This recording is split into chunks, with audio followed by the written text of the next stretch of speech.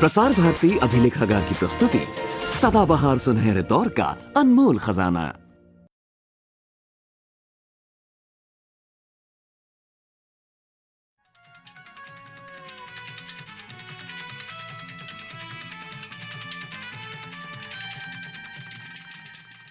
Joint कम्युनिके को पढ़ने से ऐसा पता लगता है कि भारत और अमेरिका की दोस्ती को आपने एक नया रुख दिया है प्रेसिडेंट कार्टर से बातचीत के बाद। क्या कुछ बताएंगे कि किस प्रकार से भारत और अमेरिका की दोस्ती अब विश्व शांति के लिए और विश्व की भलाई के लिए और दोनों देशों की भलाई के लिए आगे चली? अमेरिका से हमारी दोस्ती तो रही है, मगर बीच में कुछ मुसीबतें खड़ी होती हैं। अब जब से प्रेसिडेंट कार्टर यहाँ आए थे और हमारा पत्र व्यवहार भी हुआ था, तब से हमारे बीच में एक काफ़ी मित्रता पैदा हुई है और एक दूसरे को हम ठीक समझते हैं और हम वो भी सत्य में मानते हैं, मैं भी मानता हूँ, और मानवीय अधिकार और मानव कल्याण के लिए भी हमारा रुख एक ही है। इसीलिए अब ये दोनों में कोई विक्षेप नहीं डाल सकता है, ऐसी मैत्री बनी है और इसी से वहाँ अमेरिका में हर एक जगह ये बात समझाने में आसानी रही। हमारी जो गुटनिरपेक्षता की पॉलिसी है फॉरेन पॉलिसी के क्षेत्र में, क्या ऐसा कह सकते हैं कि अमेरिकी नेता हमारी पॉलिसी को समझते हैं और हमारी पॉलिसी का समर्थन करते हैं? हमारी पॉलिसी को समझते भी हैं और आदर भी करते हैं। और मैंने तो ये भी कहा है कि हम तो सब देश गुटनिरपेक्ष बनी जाए, इसीलिए कोशिश कर रहे हैं, क्योंकि तभी सबकी मित्राचारी बराबर होगी और तब लड़ाई नहीं होगी और तब दुनिया में शांति होगी। राष्ट्रपति कार्टर के साथ आपकी बातचीत में और जो सीनेटर्स और दूसरे अमेरिकन कांग्रेसमैन थे उनकी बातचीत में, जो न्यूक्लियर फ्यूल है हमारा तारापुर का प्लांट है उसके लिए और न्यूक्लियर पॉलिसी पर कुछ बातचीत विस्तार पूर्वक हुई, ऐसा लगता है?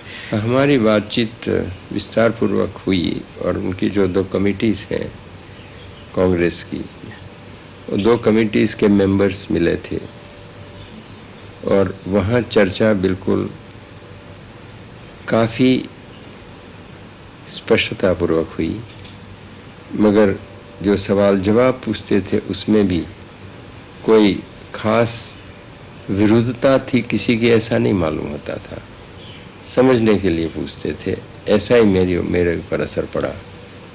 और जब उनको समझाया कि हेतु तो हमारा एक ही है कि न्यूक्लियर वेपन्स बढ़े नहीं, मगर इसमें हमारा जो स्टैंड है वो सारी दुनिया में एक ही देश का है कि जो हम कभी उसको नहीं करेंगे, और जब तक उस पर और देश ना आ जाए तब तक हम कैसे दस्तखत करें?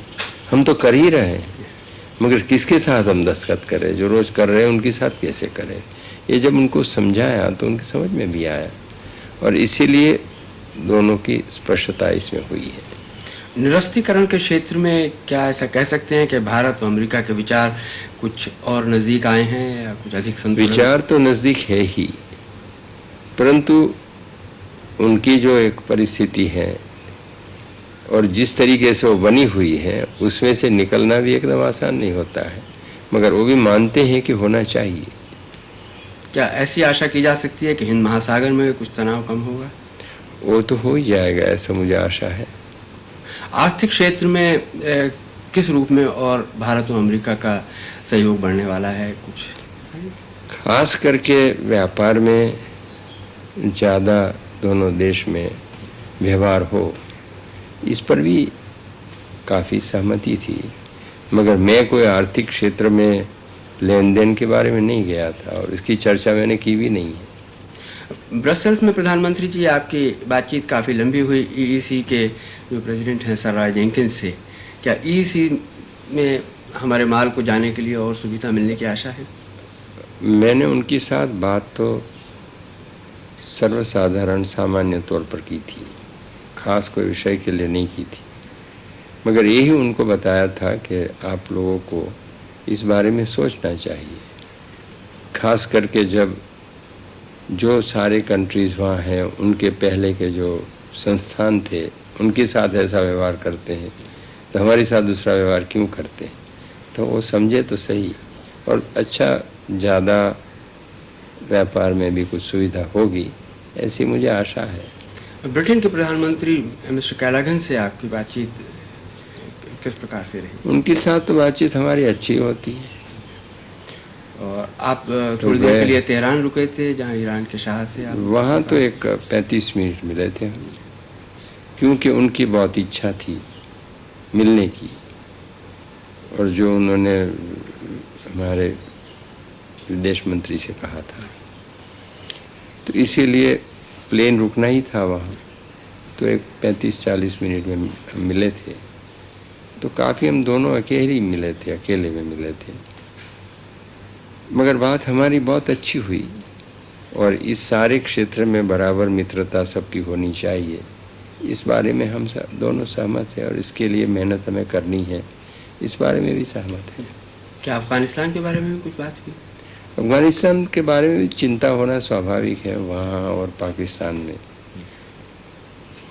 मगर मैं कहता हूँ कि अफगानिस्तान के साथ भी हमारी मैत्री बराबर रहेगी, उन सब की मैत्री बराबर रहेगी, फिर दूसरी को चिंता करने का कारण नहीं रहेगा।